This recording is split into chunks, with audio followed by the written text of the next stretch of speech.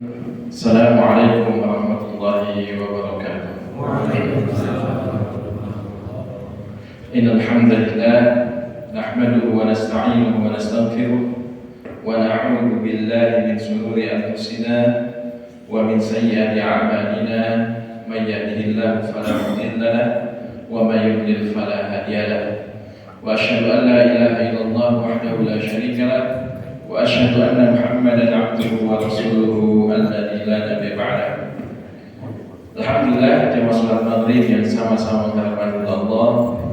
Di kesempatan kali ini kita bersyukur kepada Allah Subhanahu wa taala atas nikmat yang Allah karuniakan kepada kita, yang nikmat itu sangat banyak hingga saking banyaknya nikmat dan saking seringnya nikmat tersebut terkadang kita lupa bersyukur kepada Allah atas nikmat yang telah Allah berikan kepada kita. Oleh karena itu, jemaah sekalian, di awal pertemuan kita ini saya ingin menyampaikan tentang kisah yang pernah lewat di media sosial. Ada seorang pemuda, dia ditanya oleh pemuda yang lain, sedang melakukan vlog lah kalau anak zaman sekarang ya. Dia sedang merekam, kemudian di-upload di media sosial. Dan saya kira ini pertanyaannya dan perlu kita renungkan. Dia bicara begini kepada pemuda ini, bagaimana menurut Anda kalau saat ini ada orang yang ngasih kepada Anda uang 1 miliar, kira-kira apa yang Anda lakukan kepada orang yang memberi uang 1 miliar tersebut? Nah, kalau pertanyaan yang sama Pak, kalau kita sekarang tiba-tiba di masjid, kemudian ada orang yang memberikan kepada kita uang 1 miliar, kira-kira apa yang akan kita lakukan kepada orang yang memberi uang? Mau ngapain kita? Apakah kita akan biasa saja? Biasa 1 miliar buat saya, kalau begitu? Atau kita akan berterima kasih kepada orang tersebut? Terima kasih.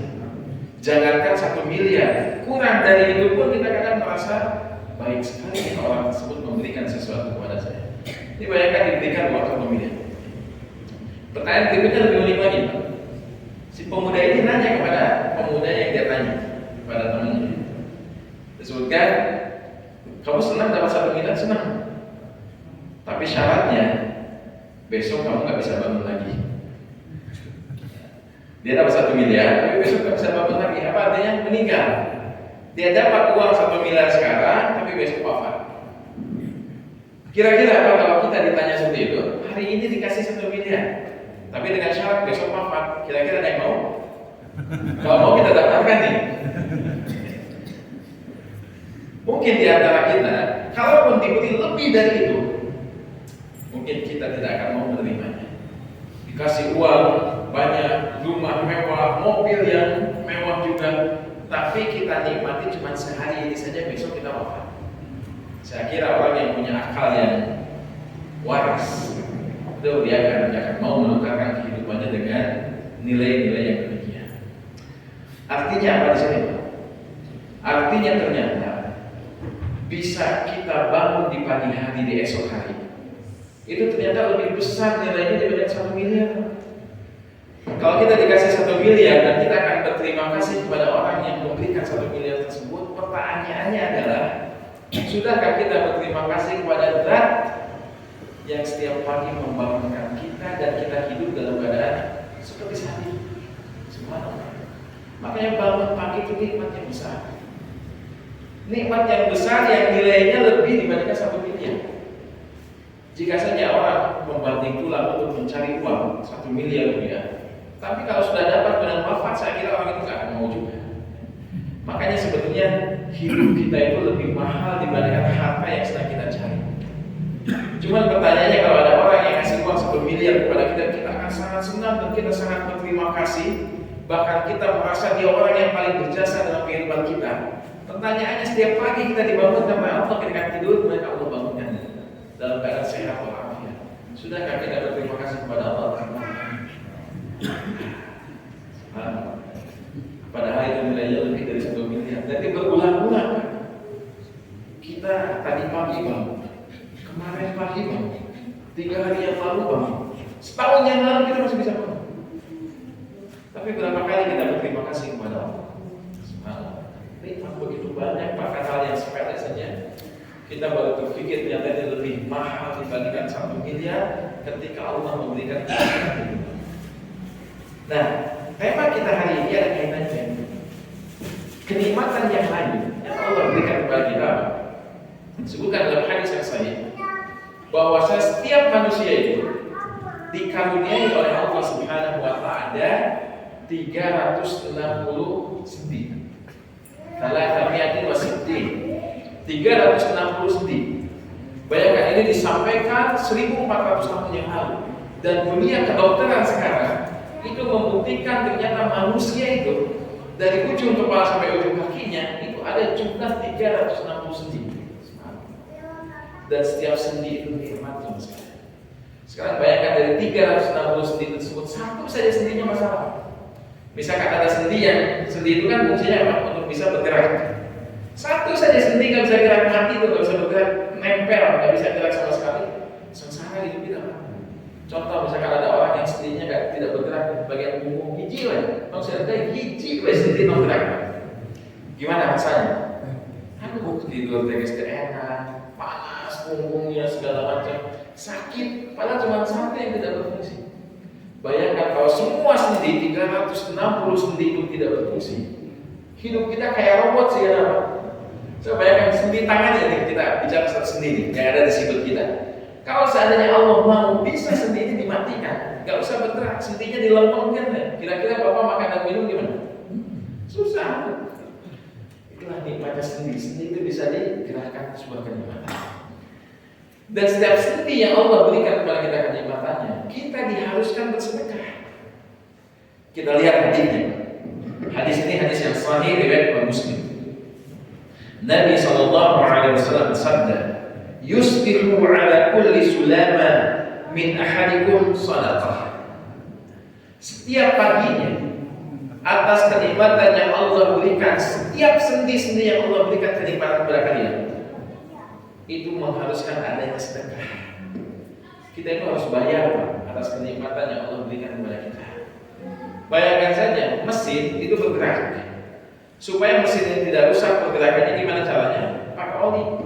Supaya dia bergerak, bergesek, bergesek satu dengan yang lain, tapi tidak halus, tetap terus bisa berfungsi. Dan kita yang punya kendaraan baik mobil atau motor pasti rutin ganti oli. Sekarang sendi kita nih, 360 sendi kita bergerak itu setiap harinya. Ada yang pernah ganti oli Pak? Pak Punten dia ganti oli sendi? Nggak ada. Allah ciptakan dengan segala kesempurnaan dan itu gratis. Masya Allah.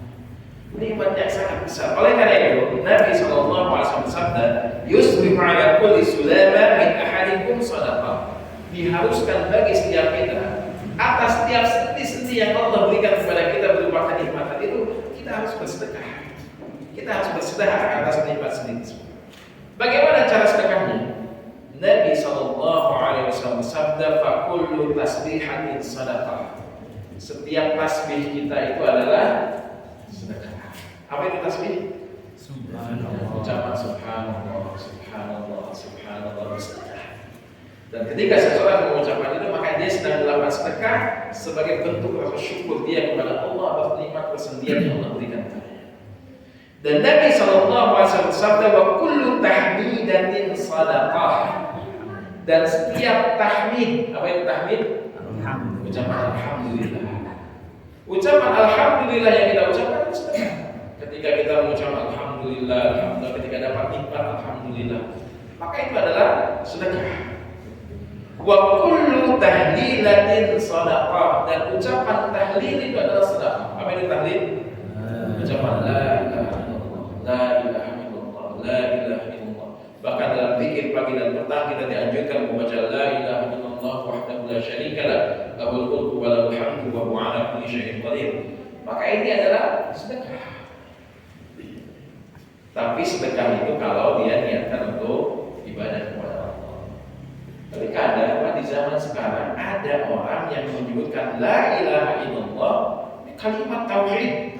Kalimat yang menunjukkan tentang ketauhidan Allah Subhanahu wa taala, yang dia mengakui la ilaha illallah, la ma'budu bihaqqin illallah. Tidak ada zat yang berhak diibadahi kecuali hanya Allah. Ini kalimat besar, kalimat yang sangat agung. Tapi terkadang ada orang yang mengucapkan la ilaha illallah, tujuannya bukan untuk berpikir. Terkadang tujuan untuk apa? Melampiaskan emosi. Pakai la ilaha illallah. Udah nggak mau apa yang dikatakan? La ilaha illallah berarti saya bisa dicari. Sekarang pertanyaan ucapan la ilaha illallah berzikir atau bukan, Pak? Ngambek ya, Pak? Ucapan ketika dia marah, ucapan la ilaha illallah itu udah saya diatur penghabisan. Itu bukan zikir kalau begitu. Justru ucapan la ilaha illallah yang dia ikhlas dalam hatinya betul-betul untuk memuji Allah Subhanahu wa taala, maka itu bernilai sedekah. Wa kullu takbiratin shadaqah. Setiap ucapan takbir, apa itu ucapan takbir? Ucapan Allahu Akbar, Allahu Akbar, Allahu Akbar, Allahu Akbar. Maka itu adalah sedekah. Maka apa yang dilakukan oleh lisan kita berupa zikir, maka itu sedekah. Wa amrun bil ma'rufi shadaqah. Mengajak kepada kebaikan itu adalah sedekah. Contohnya apa? Ma'ruf. Mengajak orang ke masjid, mengajak orang ke pengajian, mengajak orang berbuat kebaikan, mengajak orang untuk berbakti kepada orang tuanya, mengajak anak-anak yang belum bisa sholat untuk melaksanakan sholat, yang belum bisa baca Quran, mengajak kepada kebaikan, maka itu adalah sedekah. Wa nahyu 'anil munkari shadaqah. Dan mencegah kemungkaran itu adalah sedekah. Contohnya apa mencegah kemungkaran? Ketika ada seseorang yang melakukan kemaksiatan di antara anggota keluarga kita, kalau kita tegur, anak kita sehariannya main game, terus datang waktu sholat dia terus main game, maka kita harus amar ma'ruf nahi munkar. Gimana cara nasihati? Kalau tidak bisa nasihati, ambil handphonenya. Boleh, orang tua itu nahi munkar, mencegah kemungkaran, dia boleh melakukan dengan biyadi, sebagaimana yang disabdakan oleh Nabi Sallallahu Alaihi Wasallam. Nabi Sallallahu Alaihi Wasallam bersabda, "Idza ra'a minkum al-munkara," kalau kalian melihat sebuah kemungkaran, falyughayyirhu biyadi, maka hendaklah dia mengubahnya dengan tangannya. Apa yang dimaksudkan dengan tangannya? Dengan kekuasaannya. Dia buatkan aturan, dia buatkan punishment ketika orang melanggar, maka ini dibolehkan.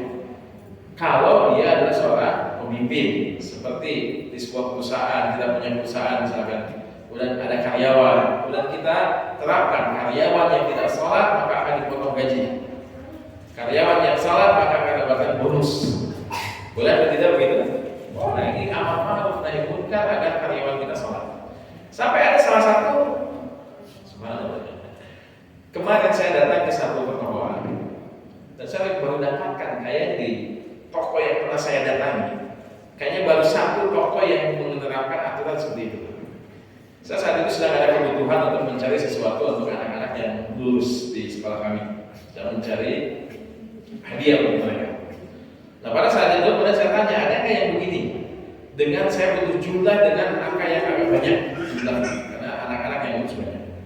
Dia bilang, ada apa? Tapi di sini cuma sedikit. Di toko yang cabangnya itu ada. Kalau mau saya pesankan, tapi mau dicek. Tapi pas mau dicek begitu, ada asap berkumandang. Apa yang mereka lakukan? Satu menjaga dia diam di depan pintu. Setiap ada orang masuk, dia suka mohon maaf, kami mau tutup dulu, mau sholat dulu.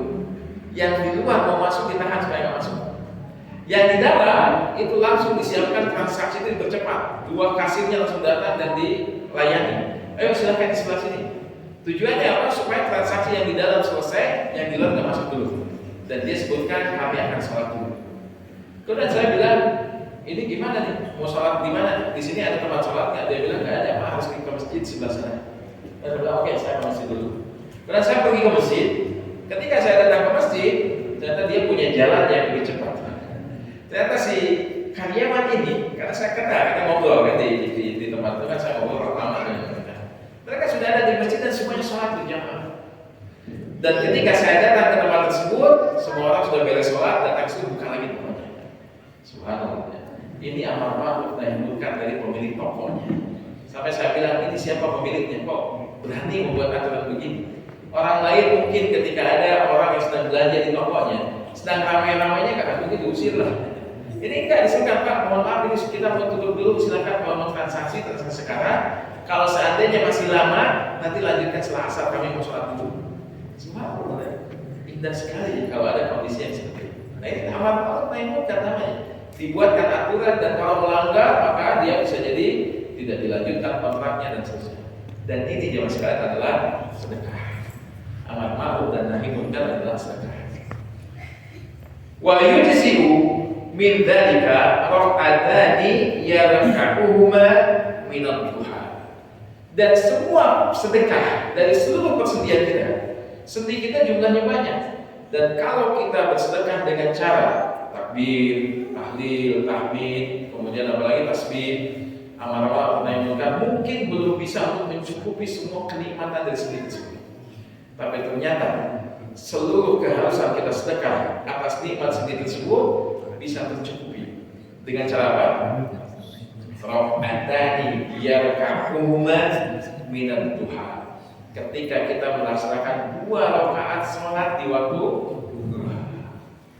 Subhanallah, ternyata duha itu memiliki keutamaan yang besar. Orang yang terbiasa melakukan salat duha, maka dia sedang berterima kasih kepada Allah atas nikmat yang Allah berikan kepadanya. Termasuk dalam hadis spesifik, nikmat ketika Allah memberikan kenikmatan persendian kepadanya.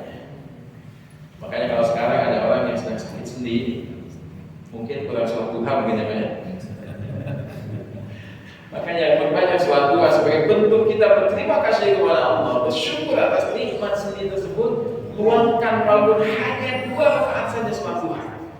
2 rakaat sholat duha ternyata bisa menggantikan semua sedekah yang diharuskan bagi kita untuk bersedekah atas nikmat persendian dari ujung kepala sampai ujung kaki kita, dicukupkan hanya dengan 2 rakaat di waktu duha saja.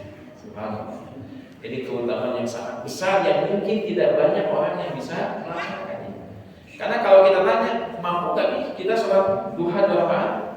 Mampu lah. Di waktu 24 jam yang Allah siapkan, kita nambah 2 rakaat di waktu duha saja ringan bagi kita. Jangan 2 rakaat lah. Ketika sholat ketika datang bulan Ramadan saja, kemudian kita tarawih, ada yang 11 rakaat, ada yang 23 rakaat, itu kuat, masih 2 rakaat mudah. Maka kalau kita berbicara tentang mampu, ya mampu lah, setiap kita mampu. Cuma masalah mau nggak sih kita sholat duha 2 rakaat sebagai bentuk terima kasih kita kepada Allah Subhanahu wa Ta'ala. Padahal kalau kita lihat di dalam hadis yang lain, terus sekalian, hadis yang diriwayatkan oleh Imam At-Tirmidzi. Dan hadis ini disahihkan oleh para ulama hadis dan dikumpulkan dalam Sahihul Jami', dan sebagian para ulama menghasankannya. Ada sebagian mendhaifkannya karena ada jalur-jalur yang dhaif. Tapi kalau kita kumpulkan jalur yang dhaif jadi satu, itu menjadi hasan li ghairihi. Dan Imam At-Tirmidzi mengatakan hadis ini adalah hadis hasan gharib. Berarti hadis yang bisa digunakan sebagai hujjah, berikan dalil. Apa isinya? Nabi SAW menyebutkan dalam hadis ini, man shalla al-ghada fi jama'atin. Barang siapa yang dia sholat di awal hari dengan berjamaah. Sholat di awal hari, di awal siang, itu sholat apa? Sholat subuh. Subuh itu sholat yang siang, yang ketika gelapnya malam itu hilang disebabkan karena adanya terbitnya fajar. Ini awal siang. Barang siapa yang dia sholat subuh berjamaah subuh. Kemudian setelah itu apa yang dia lakukan? Tsumma qa'ada. Kemudian dia duduk di tempat sholatnya. Dia berjamaah di masjid, berarti duduk di masjid tersebut dan tidak keluar dari masjid kecuali ketika ada kebutuhan yang muncul. Yadhkurullah. Kemudian dia manfaatkan duduk di masjid untuk berzikir kepada Allah. Berzikir itu apa maksudnya? Membaca Al-Quran itu adalah zikir. Bahkan Allah menamakan Al-Quran dengan zikir. Sebagaimana yang Allah firmankan, inna nahnu nazzalna dzikra wa inna lahu lahafizun. Sesungguhnya kami telah menurunkan zikir dan kami akan menjaga zikir tersebut. Apa yang maksudkan zikir dalam ayat ini? Al-Quran. Berarti ketika Allah menamai Quran adalah zikir, berarti kita membaca Al-Quran adalah bagian daripada zikir. Kemudian zikir yang berikutnya itu apa? Ketika seseorang membaca zikir-zikir yang tadi kita sebutkan, subhanallah, alhamdulillah, la ilaha illallah, Allahu akbar, dan seterusnya, itu pagi. Zikir pagi mulai dari asbahna wa asbahal mulku lillahi walhamdulillah dan seterusnya. Nanti ada bacaan-bacaan sampai zikir itu kalau kita baca bisa sampai menjelang waktu terbitnya matahari. Ini termasuk zikir. Termasuk juga zikir di dalamnya adalah mendengarkan majelis ilmu. Ketika ada pengajian pada salat subuh, kemudian ada pengajian membahas tentang Al-Quran, membahas tentang hadis, membahas tentang ibadah, membahas tentang segala macam tentang agama ini, maka di situ juga termasuk zikir. Dia isi waktu tersebut untuk berzikir. Kemudian hatta tadlu asyams. Kemudian dia berzikir sampai matahari terbit. Matahari terbit yang dimaksudkan adalah ketika matahari itu sudah naik ke atas ufuk dan dia sudah meninggi irtifa'an, sudah meninggi dengan satu tombak. Satu tombak itu dikatakan oleh Syekh Utsaimin rahimahullah lajnah daimah lil ifta. Bahkan di sini Dr. Abdullah Bahman mengatakan sekitar 15 sampai 20 menit dari terbitnya matahari. Jadi kalau kita hitung di negeri kita tercinta ya sekalian, waktu matahari meninggi itu waktu sholat yang terlarang itu hilang. Karena kita itu kalau kita lihat dalam hadis riwayat Imam Abu Dawud dan seterusnya, itu ada 5 waktu terlarang sholat. Kapan saja itu? Sebutkan dalam hadis itu 5. Para ulama meringkasnya kadang dijadikan sebagai 3. Karena ada 2 waktu yang berurutan, kadang dianggap menjadi 1. Yang pertama apa? Sholat setelah waktu fajar sampai terbit matahari, maka tidak boleh ada sholat kecuali sholat subuh dan qabla subuh saja. Setelah itu nggak ada sholat yang lain, maka nggak boleh ada sholat ba'da subuh. Maka dia nggak boleh sholat karena itu waktu terlarang, yaitu dari terbitnya fajar sampai terbitnya matahari. Terbit matahari ketika dia naik di atas ufuk pun belum boleh sholat. Kapan boleh sholat? Ketika matahari ini meninggi setinggi 1 tombak. Berarti sekitar 15 sampai 20 menit di waktu terbit tersebut. Nah, disitulah 2 waktu terlarang yang para ulama kadang menyatukannya. Dari terbit fajar sampai matahari meninggi itu dijadikan 1. Kalau dalam hadis disebutkan 2. Yang kedua, waktu terlarang atau yang ketiga kalau kita jadikan 2 itu. Maka yang ketiganya adalah ketika matahari tepat di atas kepala kita. Sesaat sebelum waktu zuhur. Dan para ulama mengatakan sekitar 15 menit sebelum zuhur. Jadi kalau zuhur kita sekarang jam 11.59, jam berapa sekarang? Ya, sekitar segitulah, jam 11.59. Berarti mulai dari jam 11.45 atau 44 kita sudah tidak boleh sholat di waktu itu sampai nanti ada kemenangan. Nah, berarti itu waktu 3 waktu yang telah.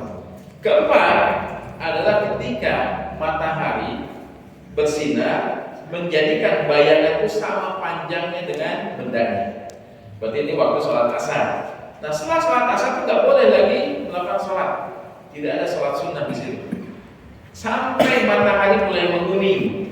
Matahari menguning berarti matahari akan tenggelam. Itu nggak boleh sholat. Yang kelima waktu itu adalah ketika matahari tenggelam itu nggak boleh sholat. Sampai matahari betul-betul tidak lagi terlihat mataharinya, barulah di situ waktu maghrib ada. Nah, ini waktu terlarang yang sholat di waktu pagi hari itu sudah terlewat, yaitu ketika matahari sudah meninggi 1 tombak. Berarti rangkaiannya adalah sholat subuhnya berjamaah, kemudian dia tidak keluar dari tempat sholatnya, masih tetap di masjidnya. Kemudian setelah itu dimanfaatkan untuk berzikir kepada Allah Subhanahu wa Ta'ala sampai matahari terbit, sampai matahari meninggi. Kemudian tsumma shalla raka'atain. Kemudian dia melaksanakan sholat 2 rakaat. Sholat apa ini? Ya, sebagian para ulama termasuk Ibnu Abbas radhiyallahu anhu adalah orang pertama yang menamakan sholat ini sholat syuruk. Karena dilihat dari matahari ketika sudah terbit tinggi 1 tombak, disitulah awal pertama kali sholat dan itu dikatakan sebagai sholat syuruk. Padahal hakikatnya sholat syuruk adalah sholat duha di awal waktu. Jadi sholat syuruk dengan sholat duha itu sama, yaitu sholat syuruk ya sholat duha dan juga sholat syuruk. Nah, cuman yang berbeda istilah sholat syuruk ini adalah hadis ini, yaitu berkaitan dengan rangkaian ibadahnya, yaitu sholat subuh berjamaah, kemudian dia tidak keluar dari tempat sholatnya, dimanfaatkan untuk berzikir kepada Allah sampai matahari meninggi. Tsumma shalla raka'atain, kemudian dia sholat 2 rakaat. Maka kanat lahu ka'ajri hajjatin wa umratin. Maka dia akan mendapatkan pahala orang yang berhaji dan umroh, dan dalam riwayat lain Nabi menambahkan lafaz tamatan, maka sempurna. Subhanallah. Maka salat duha ini punya keutamaan, termasuk tadi salat syuruk ya. Salat syuruk itu rangkaiannya dari subuhnya berjamaah, diam di masjid, dimanfaatkan untuk zikir sampai masuk waktu awal duha, kemudian dia salat, dia mendapatkan pahala haji dan umroh secara sempurna. Tapi jangan sampai ketika kita sudah merutinkan itu, tiba-tiba kita bilang, panggil saya dengan Pak Haji. Kenapa saya jadi haji tiap hari? Ya nggak bisa juga begitu. Karena dikatakan pahala seperti haji dan umroh yang besar apa pahala tidak menggugurkan kewajiban dia berhaji. Jangan sampai ada orang yang sudah melakukan sholat ini, kemudian dia saya nggak usah berhaji. Kenapa? Karena tiap hari saya sudah berhaji. Salah paham itu. Berhajinya tetap pahalanya yang seperti pahala berhaji tanpa menghilangkan kewajiban hajinya. Dan jemaah sekalian, baru kemarin saya membahas hal ini di satu majelis di daerah Awiliyah. Ada seorang pemuda yang dia alhamdulillah kenal dekat dengan saya. Itu ditakdirkan oleh Allah di tahun ini dia berhaji di kloter pertama. Subhanallah. Rizki yang besar ini. Berhaji dalam usia muda, dalam tubuh begitu fitnya, ibadah haji kan berat itu. Fisiknya kalau tidak kuat bisa capek.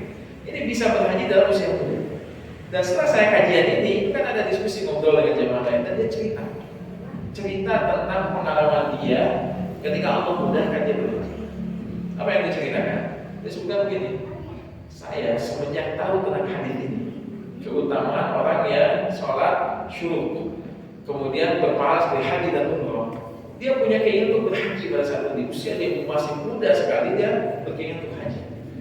Dan untuk melepas kerinduan dia untuk berhaji adalah melakukan sholat ini. Sambil ketika dia sholat ini, sholat syuruk ini, atau sholat duha di awal waktu, karena dia punya keinginan untuk bisa berhaji, doa yang selalu dia panjatkan yang tidak pernah terlupakan apa?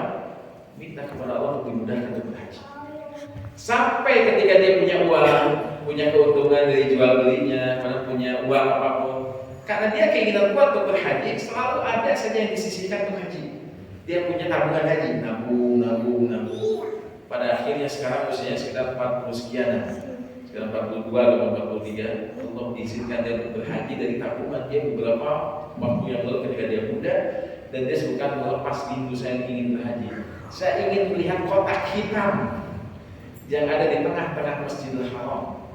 Kerinduan yang sangat besar ingin beribadah di tempat tersebut. Sampai beliau katakan, 40 hari saya berhaji di sana, rasanya kurang cukup. Masih ingin terus melihat kotak hitam tersebut, Ka'bah. Bahkan ketika dia akan pulang, belum pulang itu masih berada di situ. Ketika tawaf wada di situ, dia sebelum pulang masih Ka'bah di hadapannya. Kerinduan itu sudah besar. Aduh, kapan saya kesini? Karena belum pulang ya. Belum pulang ke Indonesia, tapi rindu untuk bisa ke Ka'bah lagi itu besar keinginannya. Maka dia rutinkan ini, yaitu melakukan dengan sholat subuh berjamaah, kemudian berzikir kepada Allah sampai matahari terbit. Setelah itu kemudian dia melakukan sholat syuruk. Bahkan dia spesial khusus berdoa kepada Allah untuk dimudahkan untuk berhaji, dan dengan izin Allah dia bisa berhaji. Alhamdulillah, masya Allah. Ini kemudahan-kemudahan yang Allah berikan kepada sebagian orang, dan berarti di situ juga ada doa-doa yang didengar Allah, doa-doa yang mustajab. Oleh karena itu jemaah sekalian, bagi setiap kita yang punya kesempatan, punya keuangan untuk bisa beribadah 2 rakaat saja di waktu duha, itu sangat baik dan sangat utama. Sekarang bertanya, apakah sholat duha hanya 2 rakaat? Maka jawabannya tidak. Sholat duha itu sebagaimana yang dikatakan oleh Dr. Abdullah Muhammad hafizahullah taala, beliau mengatakan bahwasanya yajuzu an tusalliya raka'atain, dibolehkan bagi kita melakukan sholat duha itu 2 rakaat, au arba'an atau 4 rakaat, au sittan atau 6 rakaat, au tsamaniyatan atau 9 rakaat. 9 atau 8? Alhamdulillah, kita paham bahasa Arab ya. Sedikit dibelokkan kita masih hafal. 8. Kenapa sholat siang itu genap? Sholat malam itu ganjil. Makanya kalau di siang hari sholatnya itu genap. Dan dia mengatakan berkaitan dengan masalah ini, was-sahih an tusalli kulla rak'ataini bitaslim li fi'li an-nabi sallallahu alaihi wasallam lidzalika. Dan yang paling benar dan paling mudah bagi kita kalau melakukan salat duha lebih dari 2 rakaat, maka hendaklah ketika misalkan salatnya 4 rakaat, jadikan 2 rakaat salam, 2 rakaat salam. Atau kalau 6 rakaat dan 2 rakaat salam, 2 rakaat salam, 2 rakaat salam. Setiap 2 rakaat kemudian dia salam dulu. Kenapa demikian? Banyak hal yang berkaitan dengan maslahat ketika kita sholatin 2 rakaat. Yang pertama, lebih meringankan kita. Orang yang sholatnya lebih dari 2 rakaat, kalau 2 rakaat salam itu meringankan. Seperti misalkan orang yang sholatnya dalam 1 rakaatnya, seperti sholat malam contohnya. Ketika 1 rakaatnya itu bacaannya 10 menit misalkan, 2 rakaat, rakaat kedua 10 menit, rakaat ketiga 10 menit, rakaat keempat 10 menit, berarti berapa menit? 40 menit ketika dia akan salam untuk sholat malam tersebut. Nah sekarang berdiri 40 menit itu berat. Tapi dengan 2 rakaat salam, 2 rakaat salam, berarti 20 menit dia istirahat dulu, dan setelah itu 20 menit kemudian dia istirahat. Maka 2 rakaat salam, 2 rakaat salam itu lebih meringankan sholat kita. Ini yang pertama. Yang kedua, sebagaimana yang kita ketahui, kayaknya kita mah bukan 1-2 orang ya, lupa kita deh. Kalau sholatnya sudah lebih dari 2 rakaat, apalagi sholatnya 4, itu ada saja muncul, apalagi sholat sunnah sendirian ya. Kalau kita sholat sunnah, mungkin saja keraguan, kayak kita rakaat ketiga atau keempatnya. Bayangkan kalau kita ingin sholat duha 8 rakaat, sholatnya 4 itu ragunya bisa berkali-kali kan? Rakaat 4 rakaat pertama kayak itu 3 atau 4 rakaatnya ragu lagi sujud sahwi. Kata 4 rakaat berikutnya kita 8 rakaat dan 4 rakaat dia ragu lagi sujud sahwi lagi. Ini kan jadi membuat kekhusyuan kita akan terganggu. Maka dengan 2 rakaat menurut Allah Taala ini adalah perbuatan yang paling baik. Tapi sebelum kita melakukan 8 rakaat, paling tidak rutinkan 2 gelar. Jangan sampai semangat setelah kajian, wah keutamaan besar nanti besok saya sholat duha. Sekali sholat duha langsung 8 rakaat. Kapan itu? Besok saja. 2 hari berikutnya nggak sholat lagi. Jadi kan capek. Maka perlahan untuk membiasakan kita untuk beribadah kepada Allah, maka perlahan sholat duha dengan 2 rakaat, kemudian rutinkan. Nanti setelah itu kemudian tambah lagi menjadi 4 rakaat, kemudian rutinkan. Setelah terbiasa tambah lagi jadi 6 rakaat dan seterusnya. Maka ini adalah cara agar kita bisa istiqomah. Maka disitulah seseorang ketika melakukan sholat duha itu tidak terbatas. Boleh 2, boleh 4, boleh 6, boleh 6. Apakah sholat duha harus dalam satu rangkaian? Jawabannya tidak. Bisa jadi kita melaksanakan lebih dari 2 dengan dijeda aktivitas. Di awal pagi dia sholat duha, sholat syuruk. Kemudian setelah itu nanti di waktu istirahat ketika dia kerja misalnya, itu di waktu istirahat dan kemudian sholat duha lagi. Nanti ketika siang sebelum waktunya makan siang, jedanya panjang dari jam 11 sampai jam 12 tuh. Nah, nanti jam 11 nih duhur masih belum masuk, makan siang juga masih rada warang, sholat itu dibolehkan sholat duha dengan 6 rakaat tapi dipisah di 3 waktu itu tidak masalah. Dia tidak harus dalam satu rangkaian yang sama. Oleh karena itu jemaah sekalian, dengan melihat hadis-hadis yang sudah kita bahas ini, rasanya malu kalau kita tidak sampai melakukan ini. Karena nikmatnya sendi yang Allah berikan kepada kita cukup besar. Masa sih kita tidak boleh membayarkan kenikmatan tersebut hanya dengan kita melakukan sholat 2 rakaat saja. Oleh karena itu bagi yang memiliki waktu yang luang, yang sudah terbiasa alhamdulillah. Yang belum terbiasa bisa mulai membiasakan, mungkin belum terbiasa karena belum tahu keutamaannya. Atau belum tahu tentang hadis ini, setelah mendengar termotivasi kemudian ingin mengamalkan, maka ini cara-cara yang terbaik bagi kita untuk bisa membiasakan diri untuk melaksanakan sholat duha. Ternyata keutamaan sholat duha luar biasa juga, baik. Mungkin sebagian kita ditinggal gitu. Oh ternyata, alhamdulillah kalau kita baru pertama dengan hadis ini atau sebelumnya menantikan ketika mendengar termotivasi lagi, alhamdulillah ini hidayah dari Allah Subhanahu wa taala dan taufik dari Allah Subhanahu wa taala. Mudah-mudahan apa yang disampaikan ini juga menjadikan jalan bagi kita untuk bisa beramal, dan dengan amal tersebut kita harapkan semoga Allah Subhanahu wa taala menjadikan kita memiliki bekal yang cukup dan sampai kemudian Allah Subhanahu wa taala mengizinkan kita untuk bisa memasuki surga-Nya.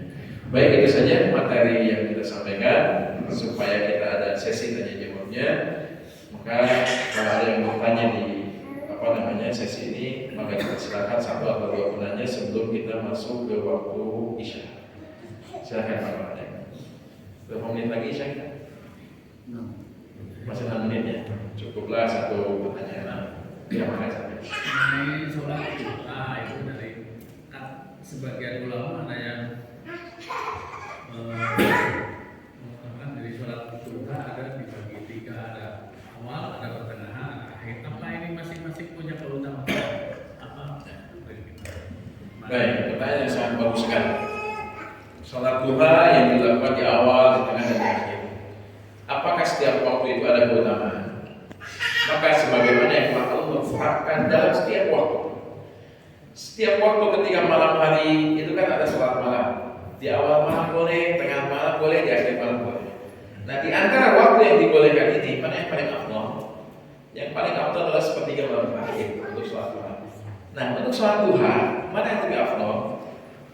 Yang lebih utama untuk sholat duha itu waktunya adalah waktu ketika matahari sudah mulai terik. Walaupun di awal pagi boleh, di pertengahan pagi juga boleh, atau di akhir pagi menjelang siang, itu justru yang paling afdal. Nah, hadis yang menunjukkan tentang hal tersebut adalah hadis yang sahih diriwayatkan Imam Muslim. Nabi sallallahu alaihi wasallam bersabda, "Salatul awwabin hina tarmadu al-fisal." Salatnya orang-orang al-awwabin, orang-orang yang khusus, orang-orang yang betul-betul mengharapkan ampunan Allah Subhanahu wa taala, adalah ketika dia salat di waktu yang paling afdal di waktu duha. Apa itu? Itu ketika waktu hina tarmadu al-fisal. Ketika anak unta sudah tidak lagi mau mendatangi persusuannya. Kenapa? Karena sudah terasa panas cuacanya. Unta itu jemaah sekalian adalah binatang yang Allah desain, yang binatang lain nggak bisa seperti unta. Karena unta itu pertama ya, kakinya itu ada sisi-sisi lembut yang ketika menginjak pasir tidak tenggelam lagi. Kalau kuda itu berjalan di padang pasir, kakinya bisa jadi masuk ke dalam pasir. Tapi unta dengan beban yang begitu berat dari punggungnya, jalan tetap berada di atas pasir, tidak sampai tenggelam. Kemudian yang kedua, unta ini memiliki ketahanan tubuh yang sangat luar biasa. Sampai terik matahari begitu panasnya, unta itu mampu berjalan dan bertahan di bawah terik matahari. Binatang lain belum tentu kuat.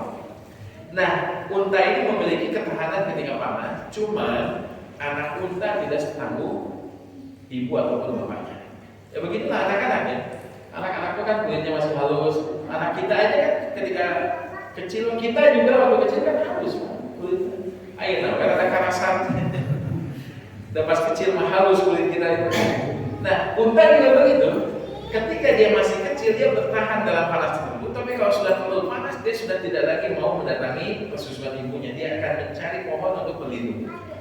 Nah, disitulah waktu yang afdal yang disebutkan dalam hadis. Waktu yang terbaik untuk sholat duha adalah ketika anak unta sudah tidak lagi mendatangi persusuannya, tapi dia memilih untuk berteduh di bawah pohon. Berarti kalau begitu, itu waktunya di awal pagi, di tengah pagi, atau di akhir pagi? Di akhir pagi menuju ke tengah hari. Sekitar jam 11 misalkan, itu kan sudah mulai terasa panasnya. Makanya sholat duha kalau kita milih, kita sholatnya cuma mampu 2 rakaat. Milihnya apakah mau di awal, berarti sekitar jam 7 misalkan, atau jam 9, atau jam 11. Mana yang lebih afdal? Yang jam 11 lebih afdal. Kenapa? Berdasarkan hadis ini. Ketika yang paling utama ketika sholat duha adalah ketika anak unta sudah meninggalkan persusuan. Ini menunjukkan betapa matahari sudah mulai panas. Maka disitulah waktu yang paling afdal untuk sholat duha. Adapun waktu yang lain di awal tadi itu ada keutamaan juga. Jadi di akhir ada keutamaan. Bahkan disebutkan sebagai sholatnya awwabin, orang-orang yang saleh, orang-orang yang mengharapkan ampunan Allah Subhanahu wa taala, orang yang sering bertaubat kepada Allah Subhanahu wa taala. Di awal pagi juga ada keutamaan. Keutamanya apa tadi?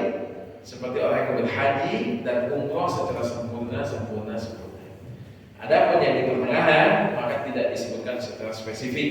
Di awal ada keutamaan, di akhir ada keutamaan, maka di tengah juga ada keutamaan, cuma tidak disebutkan dalam hadis tersebut.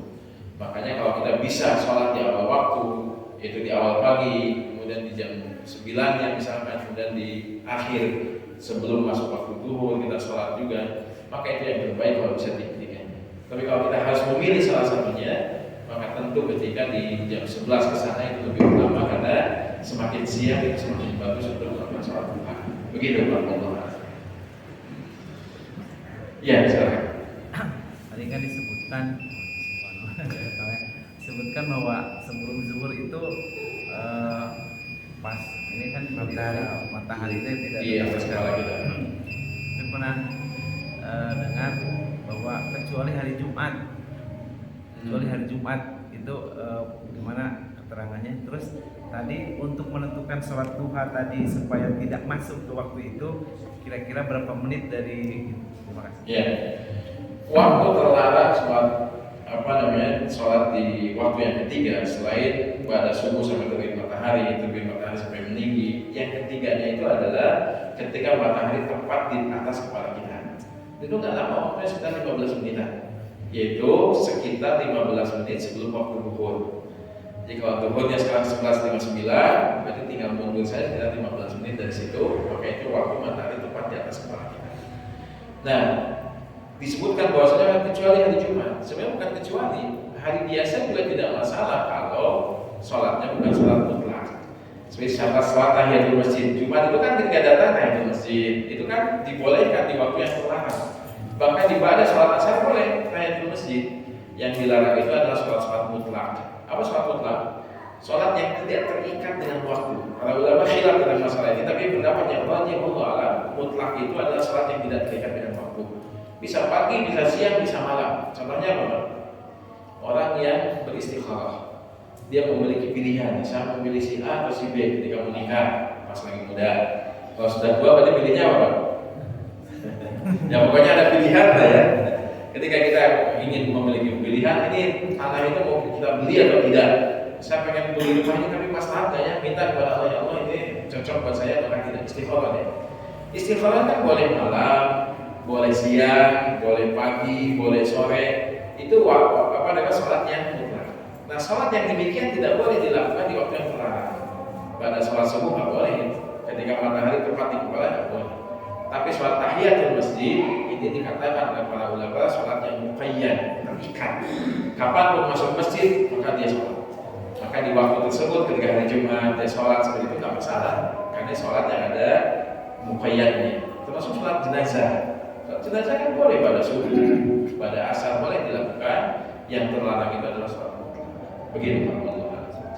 Baik, alhamdulillah sudah masuk waktu Isya, kita cukupkan. Wassallallahu ala nabiyina Muhammadin wa ala alihi wa sahbihi ajma'in wa akhiru da'wana alhamdulillahirabbil alamin. Subhanallah wa bihamdika asyhadu an la ilaha illa anta astaghfiruka wa atubu ilaik. Wassalamu alaikum warahmatullahi